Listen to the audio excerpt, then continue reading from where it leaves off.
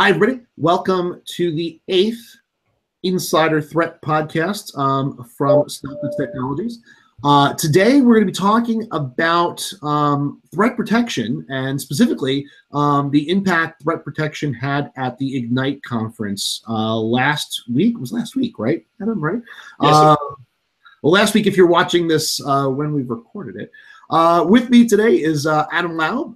Adam Laub is our Senior Vice President of Product Marketing, and he is the most senior employee here at the company. I would call him a co-founder, and he's responsible for product strategy, our future roadmap, driving strategic sales engagements, and just so much more. How long is it, Adam? You've been here since, what, 2005, right? Yep, 2005, so 12 years this past May. Crazy. A lot of people, including Adam, call Adam the most valuable employee at the company. So there we go. It has a good ring to it. All right. So Adam, you were down at the Ignite show for us, working the booth, and I just wanted a couple questions for you about our threat protection messaging has been getting a lot of attention. We've been talking about it a lot here on the podcast, and I wanted to know how it played out at the show. So just real quick, actually, since we don't know if everybody listening or watching, for that matter, was at the show, can you give us a little rundown of the things you did at the booth that were related to our threat protection messaging? Yeah, sure. So we had quite a number of activities going on in the booth this year, which I think the attendees rather enjoyed, starting with a capture the flag competition, which was essentially at the end of the day an Active Directory trivia type of game. And we had a lot of engagement from many of the attendees there, people playing at 3 o'clock, 6 o'clock in the morning, into the wee hours of the morning. So that was pretty cool. But that got people really thinking about, some of the more obscure types of Active Directory attacks and concepts that we were basically teaching people about at the show. There were some people that were familiar with some of the concepts, but overall, this was definitely helpful in getting people engaged and down a little bit deeper into the types of attacks occurring out there in the wild using various pen testing tools and tactics, techniques, and procedures.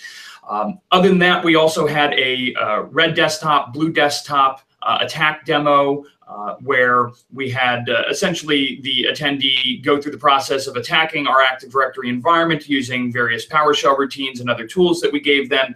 And we demonstrated how StealthBits solutions, whether they be products like Stealth Audit, Stealth Intercept, even Stealth Recover as an Active Directory rollback and recovery solution, could help detect, prevent, and even fix these scenarios that we were having them run against our environment. So that was pretty cool. We did a number of product demonstrations that covered the entirety of our product portfolio, and that was the kind of long and short of it from the booth activity perspective. It's funny, you can't get Adam off message for 2 seconds, by the way. So if we don't tend to get that product to hear in the podcast often, Adam. But I should have known when I had you coming on. Sorry. No, it's fine. Believe me, it's funny. A couple of notes though. That red desktop, blue desktop demo, we're gonna have a video version of that coming out. So if you're interested in seeing it, you can soon. That's on my to-do plate, unfortunately. So I'm the one preventing you from seeing it right now. And the capture the flag is also going to be back because it was so popular that we think we can run it not at a conference, but just in general. So stay tuned for that. We'll, when and if it comes back, we will be sure to let you know. You mentioned that some people were familiar with this stuff and some people weren't. I'm curious about that, right? Because we got into some pretty obscure stuff. I mean, I was part of creating the red desktop, blue desktop demo. Gabriel on your team was created the capture the flag trivia. All of it used some pretty obscure AD knowledge, but really even more specifically AD security knowledge. If you had to estimate, how many people that you spoke to were already familiar with a lot of it, or even more interesting, how many were it? Was anybody really freaked out by it? Because some of it's a little, edgy. Yeah, I would say the vast majority of the people we spoke to were not familiar with some of the more obscure types of Active Directory attacks. We talk about things like skeleton keys or silver tickets, right? Those were concepts that were new to them, although you bring up concepts like golden tickets or pass the hash, pass the ticket. Those were all things that people were very familiar with, just I'm sure from reading the various breach headlines that come out on a weekly basis. So, as we get into, things like the admin SD holder account inside of Active Directory and how attackers leverage that account to achieve persistence inside of these environments. That was something surprisingly that was a bit of a shocker to a lot of the people that we spoke to. So we went through some of these very simplistic yet very powerful techniques that are being leveraged out there. It was interesting to see how few people actually were aware of the existence of some of these things that they probably came across every single day. Yeah, admin SD holder container is it's a freaky one for people when they first realize like what it is and how it works, and that's actually in the red desktop blue desktop demo too. I like that one because it's so powerful, right? And we talked about that before on the podcast. Not the last one, I think. If you go back to number 6, if you're looking for more detail, we'll see. Maybe we'll put that in the doobly-doo after this to which one to go back to.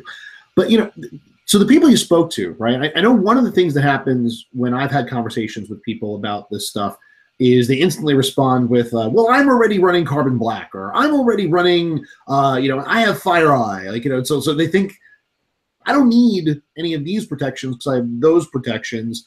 Were you getting those reactions, and what sort of stuff were they saying sort of at first in the denial phase, let's call it, of learning about this stuff?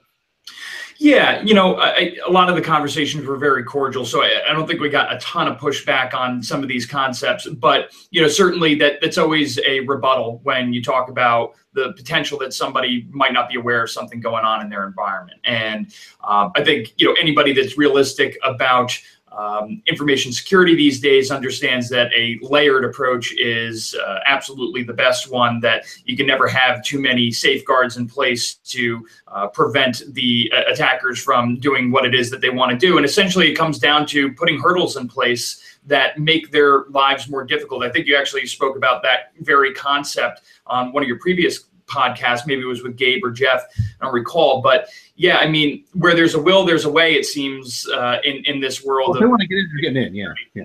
And, having additional protections, detections, mitigations in place that make things more difficult at the end of the day work to the advantage of the defenders of the enterprise. So, you certainly got, people saying, oh, well, I got things covered at my endpoint and so on and so forth. And say, well, how is it that you're getting information on forged Kerberos tickets when you can't get that information from anywhere else that's not in an event log, that's not taking place on your endpoint?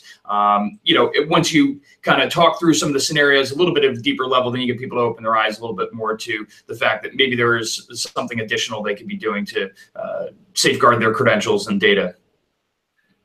That's really interesting because I guess what I'm hearing here, and this is the second time in a row this has happened. I've asked a question like this. I asked Gabe a couple of episodes ago. Now I'm asking you.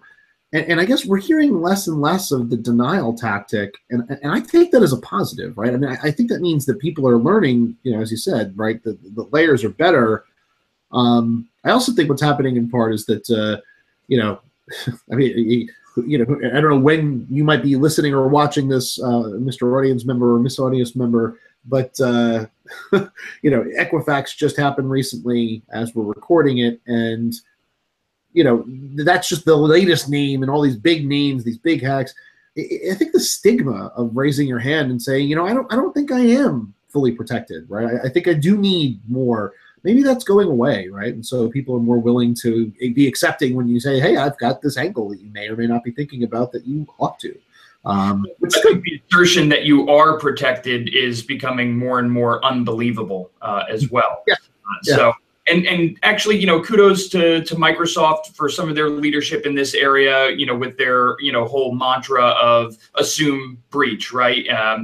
I think people have really started to grasp a hold of that and stop taking things so personally, in that, their environment could potentially be compromised, because virtually everybody's is or will be at some particular point. And it's their job to just do as much as they possibly can, as efficiently as they possibly can, to protect the essentially what comes down to their data at the end of the day. Yeah, no, I agree. So did you get a chance to walk around the show a little bit and see the rest of the thing? So good. So did, since we always tend to think in security terms, Ignite's not a security show. I mean, obviously security is a component of it. But like looking at it with your security glasses on, what was the big takeaway in general from Ignite from a security point of view? Was there one, and if so, what was it? Yeah, so I would say that security wasn't very well represented overall from a vendor perspective. I did recognize some of the names. For instance, there was not a single SIM vendor at the show.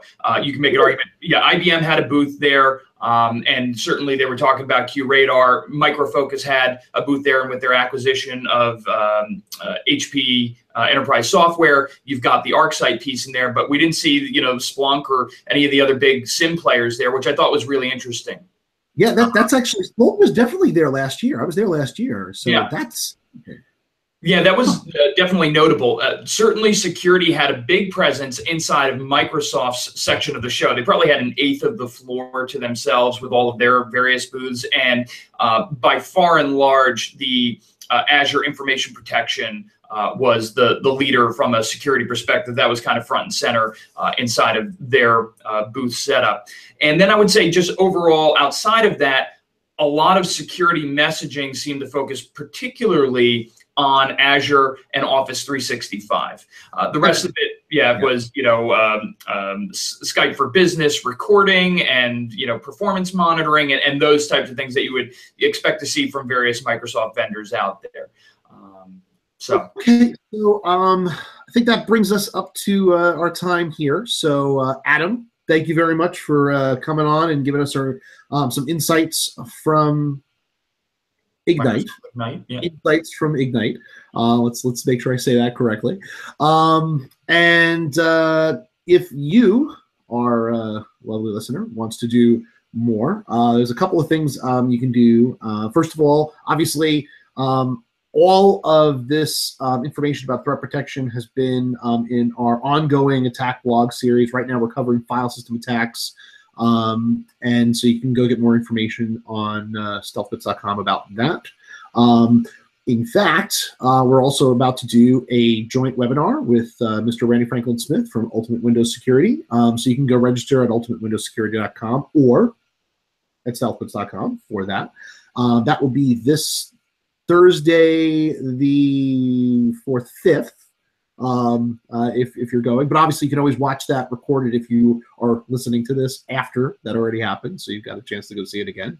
And if nothing else, if you're just trying to secure your own world, you go to STEALTHbits.com and find our security best practices assessment. By the way, created in large part by the man on the screen here, Adam Laub. He was a big key part in creating that. That'll help you fix up all your risks and help you protect against threats, against Active Directory and more. Thanks for tuning in, and hope to see you next time. Thank you, Adam, again. Thank you. All right, bye.